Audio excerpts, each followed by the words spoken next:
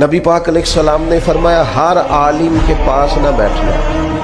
اس عالم کے پاس بیٹھنا جو تمہیں 5 چیزوں سے نکال کے 5 چیزوں میں داخل کر۔ یا رسول اللہ صلی اللہ تعالیٰ علیہ وسلم کون کون سی؟ تو حضور نے فرمایا اس عالم کے پاس بیٹھنا جو تمہیں شک سے نکال کے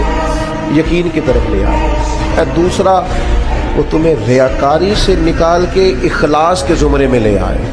اور تیسرا نبی پاک صلی اللہ تعالیٰ علیہ وسلم نے فرمایا وہ تمہارے دلوں سے دنیا کی خواہش نکال کے اور تمہارے دل میں تمہارے رب جو تمہیں آخرت میں چیزیں دینے والا ہے اس کی محبت تمہارے دلوں میں پیدا کر دے۔ اور چوتھے نمبر پہ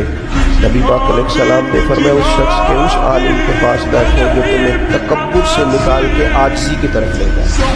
اور پانچواں اللہ کے محبوب علیہ السلام نے فرمایا اس عالم کے پاس بیٹھو جو تمہیں دشمنی سے نکالے۔